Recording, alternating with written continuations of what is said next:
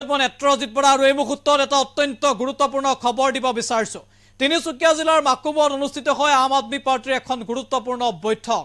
আম আদমি পাৰ্টিৰ কেইবাগৰাকীও ৰাজ্যিক পৰ্যায়ৰ জ্যেষ্ঠ নেতাই অংশগ্ৰহণ কৰে এই বৈঠকত। সবিশেষ এনিটক্সৰ দৰ্শকৰ বাবে এই মুহূৰ্তত লৈ আহিছো। এটা গুৰুত্বপূৰ্ণ খবৰ আমি জনাই আছো। মাকুমত আম আদমি পাৰ্টিৰ গুৰুত্বপূৰ্ণ বৈঠক। ৰাজ্যিক নেতৃত্বৰ উপস্থিতিতে জিলা কৰ্মকৰ্তা সন্মিলন অনুষ্ঠিত হয় মাকুমত। উপস্থিত থাকে আম আদমি পাৰ্টিৰ উত্তৰ পূবৰ তত্ত্বাৱধায়ক ৰাজেশ শৰ্মা। উপস্থিত আম আদমি পাৰ্টিৰ নেতা মনোজ ধানোৱাৰ, ৰমেন বৰঠাকুৰ সহ বহু কেইজন আপৰ নেতা কৰ্মী। দলটোৰ ভেটি সুদৃঢ় কৰাৰ স্বাৰ্থতে অনুষ্ঠিত হয় এই সাংগঠনিক সভা। তিনিচুকীয়া জিলা চাহ শক্তি উদ্যোগত আৰু তিনিচুকীয়া জিলা সমিতিৰ উদ্যোগত অনুষ্ঠিত হয় এই সভাখন। আম আদমি পাৰ্টি অসমত এক বিকল্প শক্তি বুলি ভাষণত উল্লেখ কৰে আপৰ নেতা মনোজ ধানোৱাৰে। আম আদমি পাৰ্টিৰ পৰৱৰ্তী পৰিকল্পনাক লৈ প্ৰতিক্ৰিয়া প্ৰকাশ কৰে আম আদমি পাৰ্টিৰ উত্তৰ পূবৰ তত্ত্বাৱধায়ক ৰাজেশ শৰ্মাই। ইতিমধ্যে সভাতে আম আদমি পাৰ্টিৰ নীতি আদৰ্শৰ প্ৰতি আকৃষ্ট হৈ বহু কেইজন লোকে আম আদমি পাৰ্টিত যোগদান কৰে।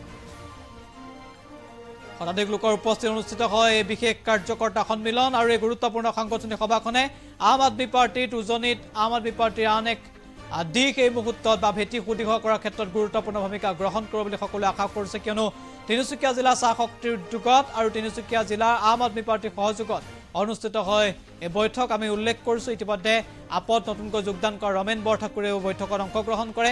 উত্তৰ পূবৰ তত্ত্বাৱধায়ক ৰাজেশ শৰ্মা, আম আদমি পাৰ্টিৰ পৰা ডিব্ৰুগড় লোকসভা সমষ্টিত প্ৰাৰ্থী হিচাপে নিৰ্বাচনত অৱতীৰ্ণ হোৱা মনোজ ধানোৱাৰে অংশগ্ৰহণ কৰে বৈঠকত। আমি উল্লেখ কৰিছোঁ আৰু আম আদমি পাৰ্টিৰ তিনিচুকীয়া জিলাৰ কেইবাগৰাকীও কাৰ্যকৰ্তাৰ লগতে আপৰ ৰাজ্যিক সমিতিৰ সদস্যই অংশগ্ৰহণ কৰিলে বৈঠকত। আৰু বৈঠকত উপস্থিত হয় আম আদমি পাৰ্টিৰ ভৱিষ্যত পৰিকল্পনা সন্দৰ্ভত প্ৰতিক্ৰিয়া প্ৰকাশ কৰিলে তিনিওগৰাকী জ্যেষ্ঠ নেতাই। সমান্তৰালভাৱে আম আদমি পাৰ্টি সন্দৰ্ভত গুৰুত্বপূৰ্ণ মন্তব্য আগবঢ়ায়। ভাষণ প্ৰসংগত কেইবাটাও গুৰুত্বপূৰ্ণ মন্তব্য আগবঢ়ালে আম আদমি পাৰ্টিৰ নেতা মনোজ ধানোৱাৰ। এই মুহূৰ্তত মনোজ ধানোৱাৰ ভাষণ আছে, সেয়া আগবঢ়াইছোঁ। পৰৱৰ্তী সময়ত আমি ৰাজেশ শৰ্মা আৰু ৰমেন বৰঠাকুৰৰ মন্তব্য শুনাম। প্ৰথমে ভাষণ এই মুহূৰ্তত আগবঢ়াইছোঁ।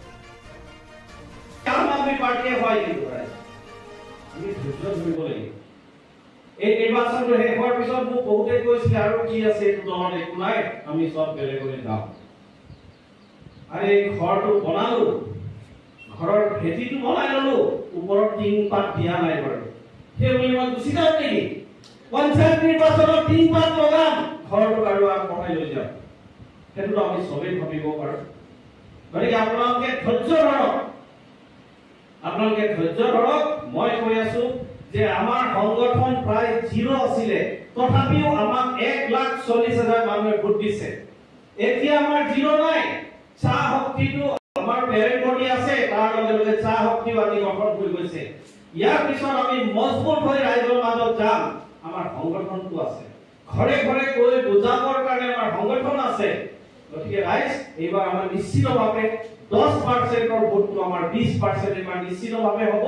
আৰু কমচে কম মোৰ অনুমান 2টা জিলা লগ লগাই আমি 50টা গাঁও পঞ্চায়ত আমি জিকিম বুলি কৈ পাওঁ। 50টা গাঁও পঞ্চায়ত জিকিম, কিন্তু তাৰ কাৰণে আপোনালোকে কষ্ট কৰিব লাগিব। অকমান কষ্ট কৰক।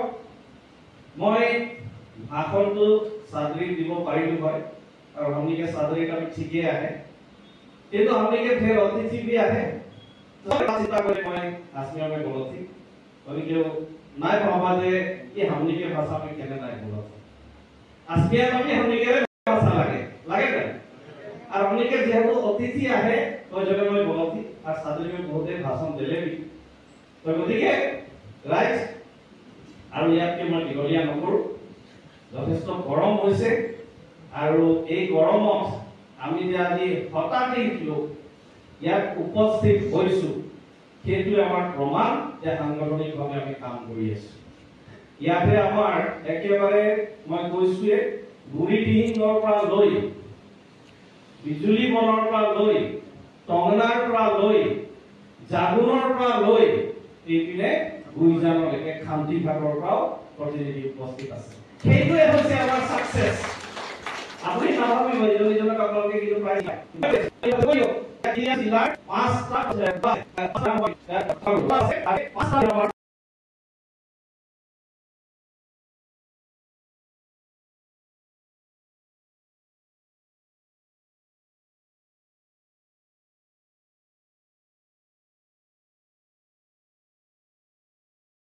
পাৰ্টিয়ে হয় কিন্তু ৰাইজ আমি ধৈৰ্য ধৰিব লাগিব। আমি সাংগঠনিক সভা আছিল য'ত চাহ শক্তি গঠনৰ ক্ষেত্ৰত আমি সভাখন আয়োজন কৰিছোঁ। জিলা সমিতিৰ সহযোগত আয়োজন কৰা হৈছিল। চাহ শক্তিৰ এই সভাখনত 6টা বিধানসভাৰ ভিতৰত 5টা বিধানসভাৰ পৰা প্ৰতিনিধি উপস্থিত আছিল আৰু তেখেতলোকক আমি লগত লৈ আগন্তুক দিনত অতি শীঘ্ৰে জিলা সমিতি আৰু চাহ শক্তি বিধানসভা সমিতিসমূহ বনোৱাৰ সিদ্ধান্ত লোৱা হৈছে। গতিকে আগন্তুক পঞ্চায়ত নিৰ্বাচনত এই সমিতিসমূহ সক্ৰিয়ভাৱে ভূমিকা গ্ৰহণ কৰিব আৰু বিধানসভাৰ কাৰণেও তেখেতলোকে কাম কৰি আগবাঢ়িব। ৰমেন বৰঠাকুৰৰ এজন নেতাক যথাযোগ্য স্থান দিয়াটো আমাৰ দলৰ দায়িত্ব। আমাৰ শীৰ্ষ নেতৃত্বই নিশ্চিতভাৱে এই ক্ষেত্ৰত চিন্তা চৰ্চা কৰিব আৰু নিশ্চিতভাৱে আমি তেখেতকো আমি লগত লৈ আগবাঢ়ি গৈ দলটোক সাংগঠনিকভাৱে মজবুত কৰা নিশ্চিতভাৱে একখোজ আমি আগুৱাই নিব পাৰিম। আৰু চাওকটি যিখন মিটিং হ'ল এই মিটিংখন সফলদায়ক মিটিং হ'ল। মনোজ ধানৰ নেতৃত্বত বুলিয়ে কৈছোঁ। এই মিটিংখনত থাকি খুব ভাল লাগিল আৰু প্ৰথমবাৰৰ কাৰণে ৰাইজে ইমান গৰমত উপস্থিত হৈ চাহ শক্তি গঠন কৰিবৰ কাৰণে উঠি পাৰি লগাৰ কাৰণে মই এই অঞ্চলৰ 5টা সমষ্টিৰ বাগিচা তথা গাঁৱৰ পৰা অহা যিমান ব্যক্তি সকলোকে মোৰ অভিনন্দন আৰু কৃতজ্ঞতা জ্ঞাপন কৰিছোঁ। আৰু আমি স্পষ্টভাৱে আমাৰ ভাষণত সভাত উপস্থিত থকা সকলোকে বুজাই দিছোঁ যে আম আদমি পাৰ্টিয়ে অকলে নিৰ্বাচন খেলিবলৈ প্ৰস্তুতি গোটাইছে, পঞ্চায়তো খেলিব আৰু 2026 নিৰ্বাচনতো খেলিব, কাৰো নেগুৰত ধৰি নহয়।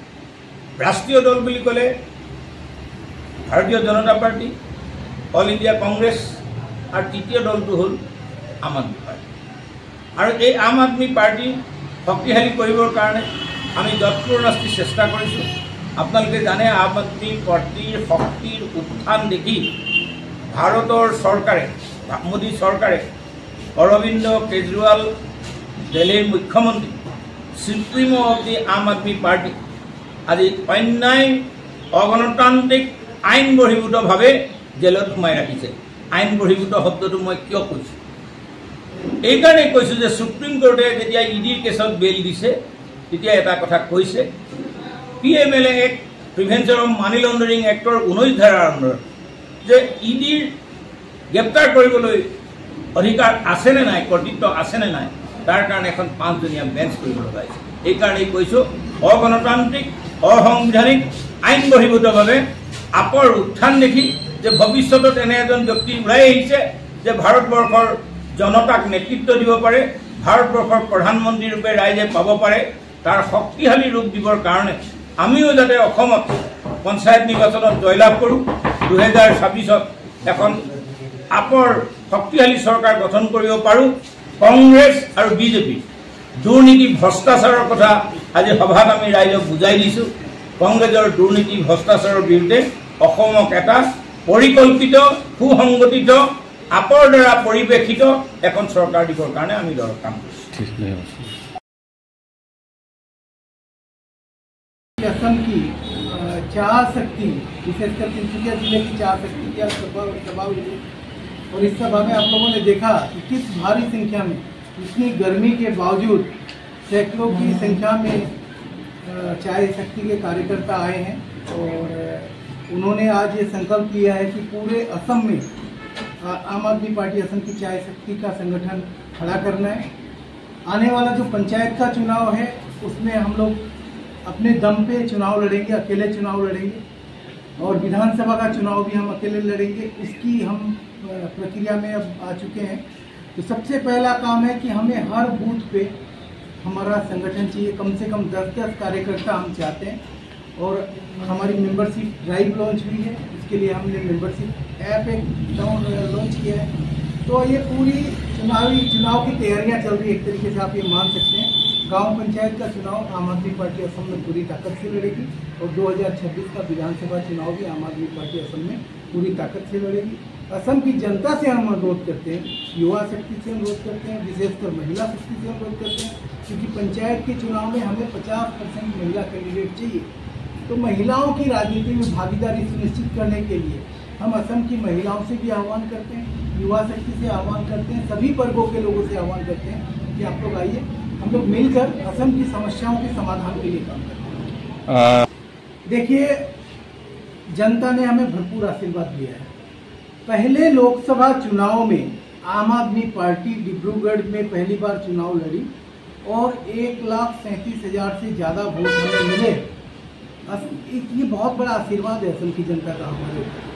इतना आसान नहीं होता लोकसभा चुनाव लड़ना, और जनता का प्यार है। जनता कहीं न कहीं शंकित थी, ये उनके मन में ये शंका थी कि